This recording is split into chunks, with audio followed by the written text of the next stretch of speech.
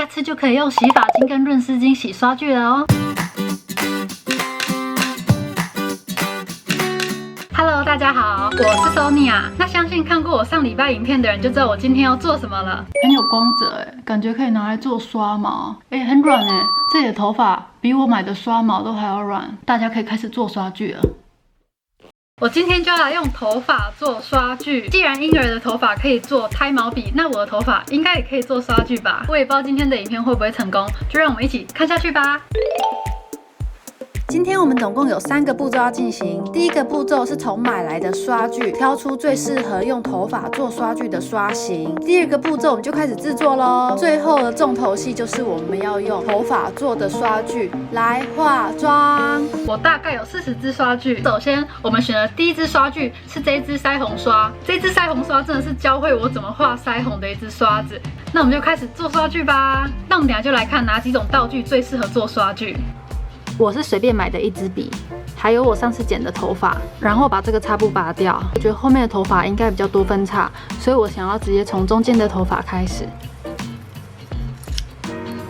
把胶水挤进去，然后把头发插进去，好像有点太少了。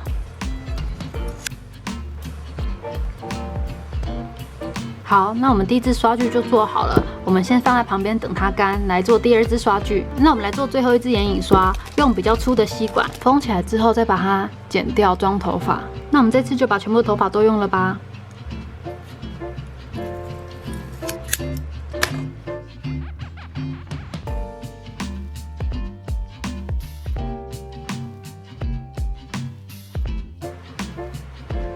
那我现在想用这支用完的护唇膏来做一支伸缩的腮红刷，看会不会成功吧？那我们第一步要先把里面的这些护唇膏挖出来，结果里面竟然还有这么多，就要开始放头发。一样，第一步先放我们的胶水，先比比看长度。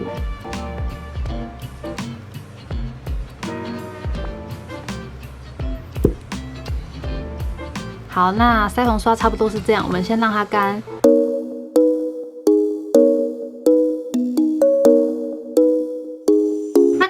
就是我们做好的刷具，其实它们已经放1天了，所以它们现在是很牢固的状态，虽然看起来有一点奇怪。那我们就要来进行最后一个步骤，让它们变成可以刷的刷具。这时候我们就拿出剪刀，还有我们之前挑好的刷具，来比对出我们想要刷具的形状。我觉得这支刷具有做成晕染刷的潜力，我们就来把它剪成这个样子，然后像剪头发一样，帮它修剪，不要让它太齐。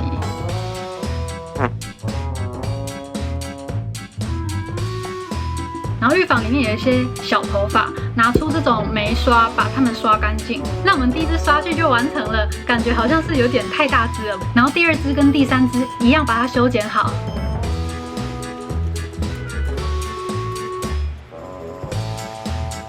我觉得这可能是我们目前为止最成功的一支刷具。然后这是我们最后一支眼部刷，感觉好像有点太大了。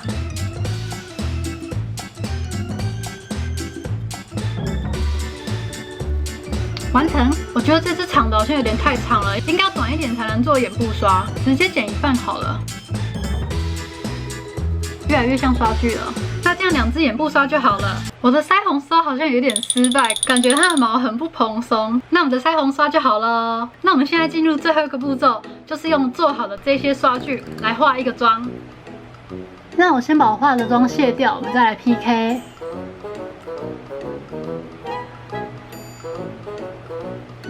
好了，那现在我的上眼影就已经用遮瑕盖掉了。那因为我觉得我成功的眼影刷只有2支，所以我们就拿2支真正的眼影刷来跟我的头发刷 PK。那我们就从正常的刷具开始。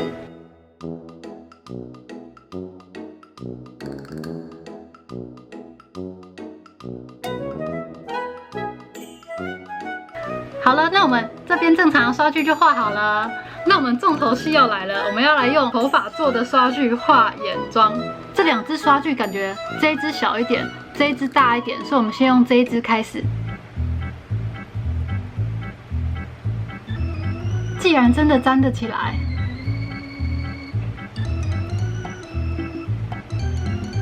意外的很好上色哎，这我觉得没有输我的刷具哎，认真，竟然非常好上色哎。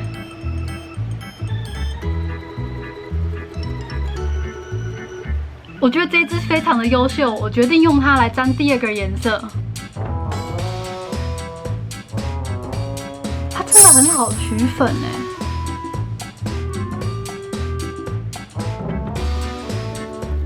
这个也太飞粉了吧！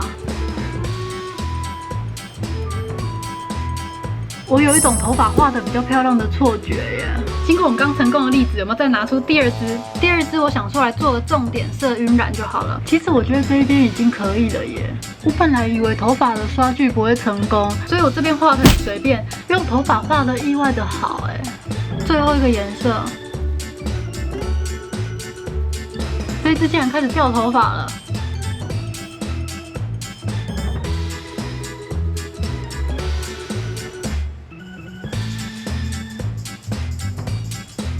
头发画的眼中意外的成功哎，那我们最后要来画腮红，那我们腮红就压掉了，我们现在就来做腮红的 PK。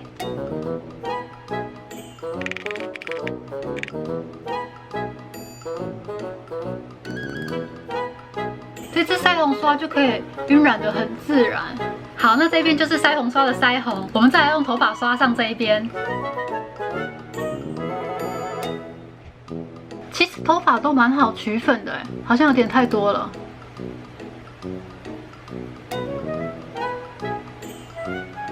我觉得有点刺不知道是不是我剪太刺了。太红了，这边一样的腮红，这边就可以晕得很自然，这边就是很像纸扎娃娃，而且这样子有点刺。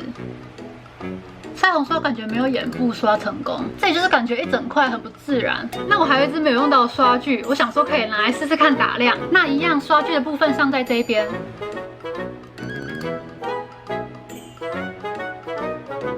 然后轮到这支刷子，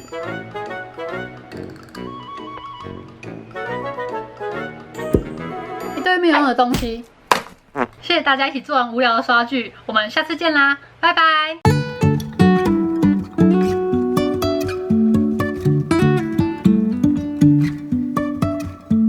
Life is a winding road, no telling where it goes.